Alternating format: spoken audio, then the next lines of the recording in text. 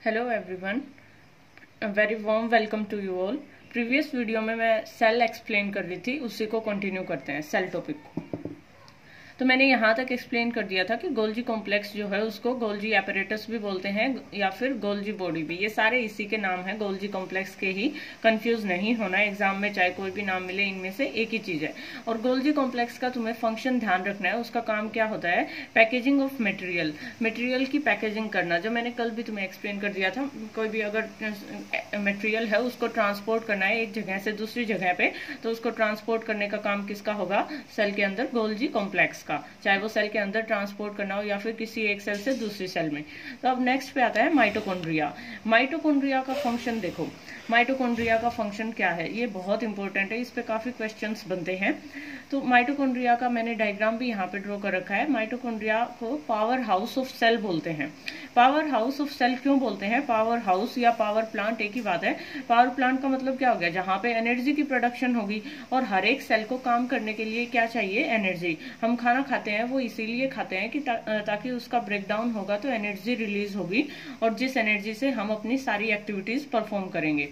तो जो एनर्जी का प्रोडक्शन होगा हमारी बॉडी के अंदर, वो माइटोकॉन्ड्रिया में बनती है एनर्जी। सेल्स के अंदर माइटोकॉन्ड्रिया होता है, कल मैंने एक्सप्लेन किया था डायग्राम में। तो माइटोकॉन्ड्रिया में इसके अंदर फूड का ब्रेकडाउन होगा, ग्लूकोज का ब्रेकडाउन होता है, जिससे ऑक्सीजन की प्रेजेंस में ग्लूकोज का ब्रेकडाउन होगा और एनर्जी प्रोड्यूस होगी। और वो जो एनर्जी बनती है वो एटीपी की फॉर्म में बनती है।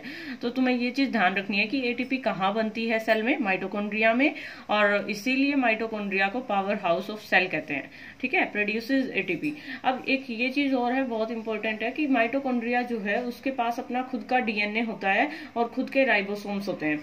ये जो सर्कुलर स्ट्रक्चर दिख रहा है ये है डीएनए। माइटोकॉन्ड्रिया के पास अपना खुद का डीएनए होता है। कोई भी एक सेल होती है, देखो इस डायग्राम को तुम देखो, यहाँ पे मैंने तुम्हें एक्सप्लेन किया था, ये माइटोकॉन्ड्रिया है और ये एक सेल है। एक सेल के पास सेंटर में क्या होता है? न्यूक्लियस, और न्यूक्लियस के अंदर ही जेनेटिक मटेरियल होता है जो कि डीएनए होता है। तो उसके अलावा बाकी कहीं पे भी कोई डीएनए नहीं प्रेजेंट होता किसी भी ऑर्गेनल के पास, चाहे वो गोल्जी कॉम्प्लेक्स हो, एंडोप्लाज्मिक रेटिकुलम हो, राइबोसोम्स हो, क्लोरोप्लास्ट, साइटोप्लाज्म, कहीं पे भी। मतलब कहने का ये, जो डीएनए है वो सिर्फ और सिर्फ एक न्यूक्लियस के अंदर प्रेजेंट होता है, बाकी किसी भी जगह पे नहीं होता। लेकिन ये एक्सेप्शन है, जो ये माइटोकॉन्ड्रिया है इसके अंदर अपना खुद का, ये सेल के अंदर है तो इसमें तो जेनेटिक मटेरियल होना नहीं चाहिए था, लेकिन फिर भी इसके पास अपना खुद का एक डीएनए होता है जिसको सर्कुलर डीएनए बोलते हैं। तो इसके पास अपना खुद का डीएनए भी है, और राइबोसोम्स जो कि यहाँ पे मैंने लेबल कर रखा है, सेल के साइटोप्लाज्म में भी राइबोसोम्स होते हैं। तुम्हें ये ध्यान रखना है कि राइबोसोम्स जो है वो साइटोप्लाज्म में भी मिलते हैं। इसके अलावा जो ये एंडोप्लाज्मिक रेटिकुलम है इस पे भी राइबोसोम्स प्रेजेंट होते हैं, और माइटोकॉन्ड्रिया के पास भी अपने खुद के राइबोसोम्स होते हैं। तो यही चीज मैं एक्सप्लेन कर रही हूँ, माइटोकॉन्ड्रिया के पास खुद का डीएनए होने की वजह से इसको सेल विद इन सेल भी बोलते हैं। ये एक सेल है, अब सेल के अंदर दूसरी सेल कंसीडर कर सकते हैं ना इसको, क्योंकि इसके पास भी जेनेटिक मटेरियल है। अगर डीएनए इसके पास खुद का है तो ये अपनी एक्टिविटीज को खुद से कंट्रोल कर सकता है, तो इसी वजह से इसको सेल विद इन सेल भी बोलते हैं। तो और सेमी ऑटोनोमस ऑर्गेनल भी बोलते हैं, ये दोनों इसी के नाम है। ठीक है, सेल विद इन सेल आ जाए अगर क्वेश्चन एग्जाम में, तो वो किसको क्लिक करना है? माइटोकॉन्ड्रिया को। माइटोकॉन्ड्रिया और क्लोरोप्लास्ट, इन दोनों के पास अपना खुद का डीएनए होता है। क्लोरोप्लास्ट में प्लांट सेल में एक्सप्लेन करूंगी। तो इसी के साथ माइटोकॉन्ड्रिया हमारा कंप्लीट हो गया टॉपिक। नेक्स्ट है राइबोसोम। सेल के अंदर राइबोसोम्स भी प्रेजेंट होते हैं, ये मैंने तुम्हें काफी बार बता दिया। राइबोसोम्स क्या करते हैं? प्रोटीन सिंथेसाइज करेंगे, प्रोटीन्स बनाएंगे, तो उसी वजह से राइबोसोम्स को प्रोटीन फैक्ट्री भी बोलते हैं। नेक्स्ट है लाइसोसोम्स। लाइसोसोम्स का क्या काम होता है? इनके अंदर हाइड्रोलिटिक एंजाइम्स होते हैं। डाइजेस्टिव एंजाइम्स अगर मैं कहूँ, मतलब किसी भी चीज के डाइजेशन के लिए इनके पास एंजाइम्स होते हैं, और ये मेनली किस चीज का डाइजेशन करते हैं? जो डेड डिकेड सेल्स होती हैं। जैसे हमारी बॉडी के अंदर कॉन्टिन्यूसली नई सेल्स बनती रहती हैं, और जो पुरानी सेल्स हैं, कुछ सेल्स जो है वो डेड होती रहती हैं। तो जो डेड सेल्स हैं, या फिर कोई फॉरेन पार्टिकल, कोई भी बैक्टीरिया या कोई और पैथोजन अगर हमारी ह्यूमन बॉडी में एंटर कर जाता है, ठीक है, चाहे वो फूड के साथ खाना खाते टाइम या फिर सांस लेते टाइम, अगर कोई भी बैक्टीरिया या वायरस एंटर करता है, तो उनको किल करने में हेल्प करता है लाइसोसोम, क्योंकि इसके पास हाइड्रोलिटिक एंजाइम्स होते हैं। हाइड्रोलिटिक एंजाइम्स या फिर डाइजेस्टिव एंजाइम्स। तो इसको लाइसोसोम को, ये इंपॉर्टेंट नाम है, ये तुम्हें याद रखना है। लाइसोसोम को सुसाइडल बैग भी बोलते हैं, क्योंकि ये क्या करता है, काफी बार जब किल करता है किसी भी फॉरेन पार्टिकल को या पैथोजन को, तो किसी टाइम पे ये खुद से भी ब्रस्ट हो जाता है। ठीक है, तो जो फॉरेन पार्टिकल है उसको किल करने के साथ साथ ये खुद भी किल हो जाता है, तो इसलिए इसको सुसाइडल बैग भी बोलते हैं। नेक्स्ट है नर्व सेल, या फिर ये चीज तुम्हें ध्यान रखना है कि जो नर्व सेल होती है, मैंने तुम्हें बताया सेल के बारे में बेसिक स्ट्रक्चर बता दिया, उसके अंदर जो भी कंपोनेंट्स है वो सब एक्सप्लेन कर दिए। अब अगर क्वेश्चन ये आए कि ह्यूमन बॉडी में सबसे लॉन्गेस्ट सेल कौन सी होती है, ऐसा तो है नहीं कि हमारी ह्यूमन बींग्स की जो एंटायर बॉडी है उसके अंदर सिर्फ एक टाइप की सेल है। मिलियंस ऑफ सेल्स हैं जो कि हमारी कंप्लीट ह्यूमन बॉडी को बना रही हैं, तो जो मिलियंस ऑफ सेल्स हैं उनमें से डिफरेंट डिफरेंट टाइप्स की सेल्स हैं। ऐसा नहीं है कि सब एक जैसी सेल्स हैं। बोन अलग टाइप की सेल है, ब्लड सेल डिफरेंट टाइप की सेल्स होती हैं, नर्व सेल अलग है, तो ऐसे मसल सेल अलग होती हैं, तो बहुत सारी अलग अलग टाइप्स की सेल्स प्रेजेंट होती हैं। तो अभी जो मैंने तुम्हें एग्जांपल्स बताए, bone cell, blood cell, muscle cell, nerve cell, तो जितनी भी सेल्स हैं उनमें सबसे लॉन्गेस्ट कौन सी होती है, नर्व सेल। ये तुम्हें याद रखना है, नर्व सेल या फिर न्यूरॉन, ये सबसे लॉन्गेस्ट सेल होती है। एक होता है लॉन्गेस्ट और दूसरा होता है लार्जेस्ट, तो इसमें तुम्हें कंफ्यूज नहीं होना। लॉन्गेस्ट होता है एक पॉइंट से और दूसरे पॉइंट के बीच का मैक्सिमम डिस्टेंस। तो अगर इस चीज को कंपेयर करें, अगर एग्जाम में लॉन्गेस्ट सेल पूछी जाएगी तो तुम्हें न्यूरॉन पे टिक करना है, और अगर लार्जेस्ट सेल पूछी जाए, पूरे वर्ल्ड में जो सबसे लार्जेस्ट सेल है वो होती है ऑस्ट्रिच की। ऑस्ट्रिच एक बर्ड है, फ्लाइटलेस बर्ड है, ये उड़ नहीं सकता। जैसे नॉर्मली जितने भी बर्ड्स होते हैं वो क्या करते हैं, उड़ लेते हैं इजीली, स्पैरो है, पैरेट है, ये सब। बट ऑस्ट्रिच जो है उसका बहुत ज्यादा वजन होने की वजह से वो लैंड पे ही रहता है, वो उड़ नहीं पाता। तो उसका जो एग है, उसकी जो एग है उसका साइज सबसे बड़ा होता है। डायमीटर वाइज देखें या फिर उसकी क्वांटिटी को अगर हम देखें तो वो सबसे बड़ा होता है। तो वो लार्जेस्ट सेल अगर पूछी जाए कि which is the largest cell in the world, पूरे वर्ल्ड में किस ऑर्गेनिज्म की सबसे बड़ी सेल है, तो वो होगी ऑस्ट्रिच की। ऑस्ट्रिच का जो एग होता है, एग सेल ऑस्ट्रिच की।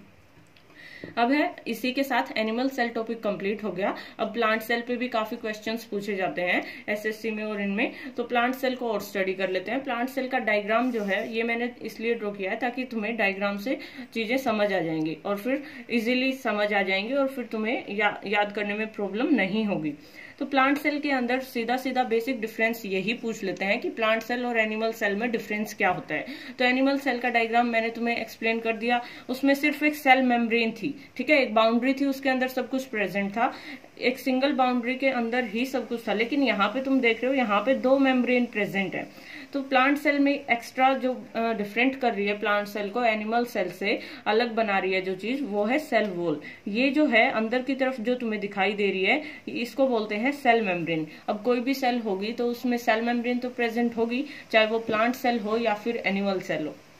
तो ऐसे ही प्लांट सेल में भी सेल मेम्ब्रेन है, लेकिन प्लांट सेल में सेल मेम्ब्रेन के बाहर ये जो बाहर की तरफ एक और बाउंड्री दिख रही है तुम्हें, इसको बोलते हैं सेल वॉल।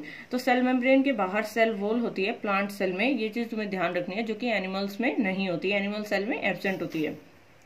इसके अलावा और क्या डिफरेंस है प्लांट सेल और एनिमल सेल में, ये जो प्लांट सेल होती है इसके सेंटर में, एनिमल सेल के डायग्राम में मैंने तुम्हें दिखाया था सेंटर में बड़ा सा न्यूक्लियस, जबकि प्लांट सेल में क्या होता है, सेंटर में न्यूक्लियस की जगह पे एक और स्ट्रक्चर प्रेजेंट होता है जिसको हम बोलते हैं वैक्यूल।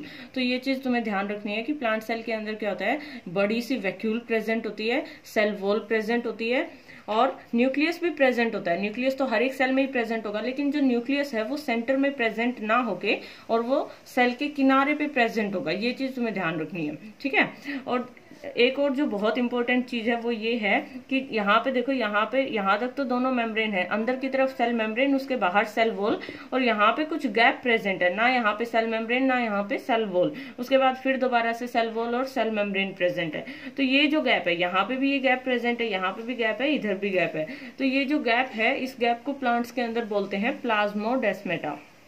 प्लाज्मोडेस्मेटा का काम क्या है, ये एक प्लांट सेल है, ये दूसरी प्लांट सेल है। अब दो प्लांट सेल ये आपस में एक दूसरे से कनेक्ट हो रखी हैं। ऐसे ही बहुत सारी प्लांट सेल्स होती हैं जो कि आपस में कनेक्टेड होती हैं, यहाँ पे मैंने सिर्फ दो दिखाई है। तो यहाँ पे मैं ये तुम्हें समझाना चाह रही हूँ कि जो प्लाज्मोडेस्मेटा है ये आपस में क्या काम कर रहा है, दो सेल्स को आपस में कनेक्ट करने का काम कर रहा है। कोई भी मटेरियल अगर ट्रांसपोर्ट करना है तो उसके लिए शॉर्टेस्ट डिस्टेंस का काम कर रहा है। जैसे किसी भी जगह पे पहुंचने के काफी सारे रास्ते होते हैं अलग अलग, तो सेम ऐसे ही कुछ बहुत लंबे रास्ते होते हैं, कुछ शॉर्ट जो रूट होते हैं, तो कोई भी कौन से रूट को सेलेक्ट करना प्रेफर करेगा, जो शॉर्टेस्ट डिस्टेंस होगा।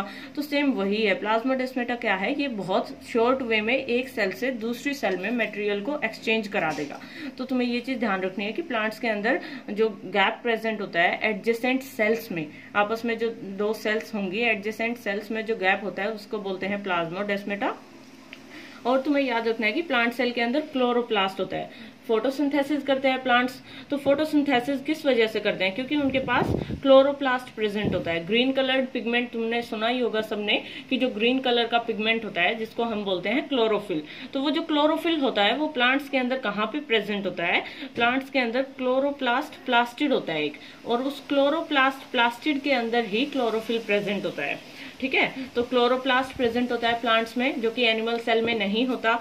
इसके अलावा मिडल लैमेला प्रेजेंट होती है। ये जो सेल वॉल है, ये सेल वॉल हो गई, अब ये भी सेल वॉल है। तो जो सेल वॉल के बीच में जो एक ये लेयर तुम्हें दिखाई दे रही है, ये क्या है, ये है मिडल लैमेला। ठीक है, इसका काम क्या है, मैंने तुम्हें बताया कि मिडल लैमेला जो है, देखो ये एक सेल है, ये दूसरी सेल है, दो सेल को आपस में कनेक्ट करने का जो काम होगा, जैसे सीमेंटिंग का काम, ठीक है, जोड़ने का काम, वो होगा मिडल लैमेला का।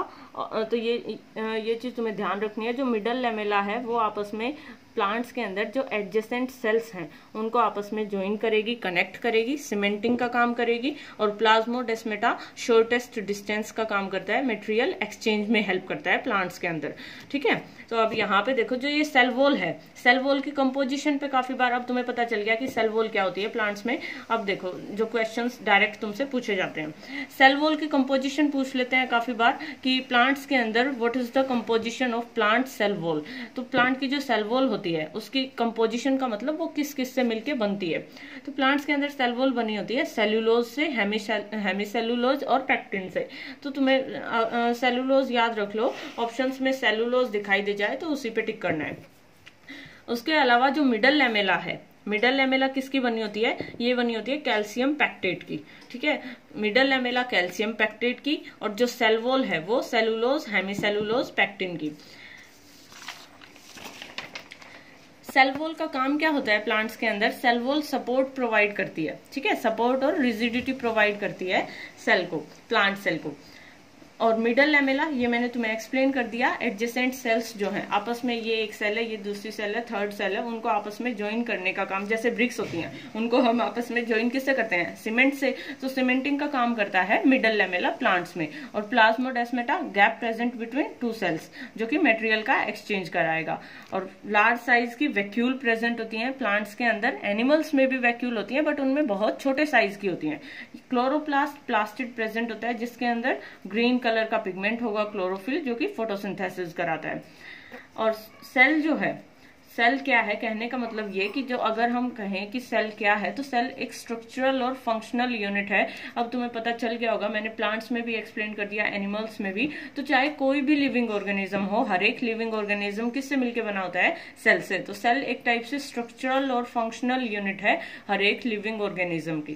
तो सेल्स मिलके टिश्यू बनाती हैं, बहुत सारे टिश्यूज मिलके ऑर्गन बनाते हैं, ऑर्गन मिलके ऑर्गन सिस्टम, और ऐसे करके एंटायर ऑर्गेनिज्म बन जाता है। इसी के साथ जो भी मैंने तुम्हें एक्सप्लेन किया है, इसकी पीडीएफ तुम्हें डिस्क्रिप्शन में मिल जाएगी, अवेलेबल होगी। तो पीडीएफ अगर तुम डाउनलोड करना चाहो तो पीडीएफ डाउनलोड कर लेना। और अगर कंटेंट अच्छा लगे तो प्लीज शेयर करें, लाइक करें, सब्सक्राइब करें।